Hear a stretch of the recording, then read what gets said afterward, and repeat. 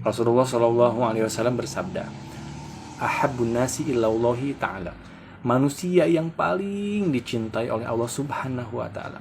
Tentunya setelah dia bertauhid dengan kuat ya. Siapa manusia yang paling dicintai oleh Allah? Ahabbun nasi ilallahi ta'ala siapa? Rasul menjawab, anfa'uhum linas, yaitu manusia yang paling bermanfaat bagi manusia lainnya. Khairun nas anfa'uhum linas, sebaik-baiknya manusia adalah manusia yang paling bermanfaat bagi manusia lainnya. Bisa bermanfaat dengan hartanya ya, dengan ilmunya, dengan pemikirannya, gagasannya, dengan tenaganya, dengan waktunya, dengan apapun itu. Nah, maka kalau kita ingin termasuk hamba yang sangat dicintai oleh Allah, yang paling dicintai oleh Allah, maka yuk kita jadikan diri kita bermanfaat bagi orang lain. Kita tawarkan pertolongan bagi orang-orang yang sedang membutuhkan pertolongan. Apa yang kita bisa semampu kita. Gitu ya, itu yang pertama. Yang kedua, Rasul juga meneruskan, wa ahabul a'mali ilallahi ta'ala. Dan amalan yang paling disukai oleh Allah, amalan apa itu? Setelah tauhid tentunya ya, setelah yang wajib-wajib. Amalan apa yang paling Allah sukai? Apakah umroh? Apakah sholat sunnah? Apakah puasa sunnah? Atau apakah haji setelah haji loh? Apakah itu semua?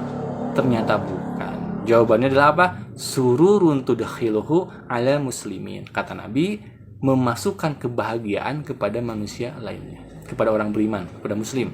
Memasukkan kebahagiaan yakni membahagiakan orang lain.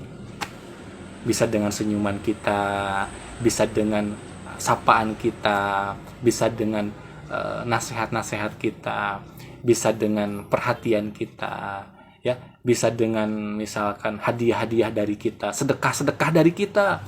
Kita kan kalau sedekah sama orang lain tuh biasanya orang itu kan seneng kan. Nah, itu amalan terbaik. Jadi salah satu amalan terbaik yaitu memberikan sedekah kepada orang yang sangat membutuhkan, baik itu sebagai hadiah ataupun sedekah. Nah, itu merupakan amalan terbaik karena di sana membuat orang sangat bahagia, senang. Jadi, yuk kita cari amalan-amalan yang sangat dicintai oleh Allah, sangat afdol di mata Allah, yaitu membahagiakan orang lain. Ya, membahagiakan tetangga kita, orang lain, bahkan orang yang tidak kita kenal pun bahagiain dengan akhlak kita, dengan hadiah dari kita, dengan perlakuan kita. Dan siapa yang paling berhak kita bahagiakan?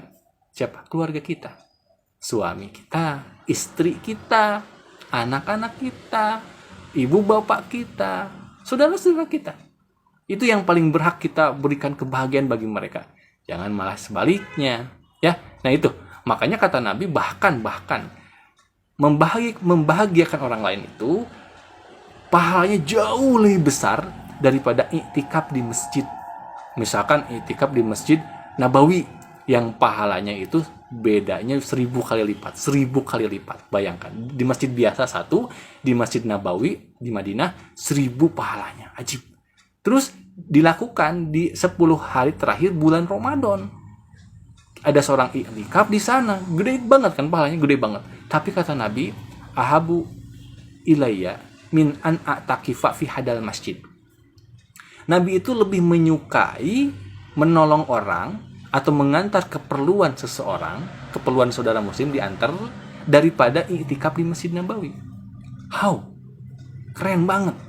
Nabi lebih menyukai menolong orang lain yang sedang membutuhkan pertolongan atau mengantar saudaranya yang butuh antaran.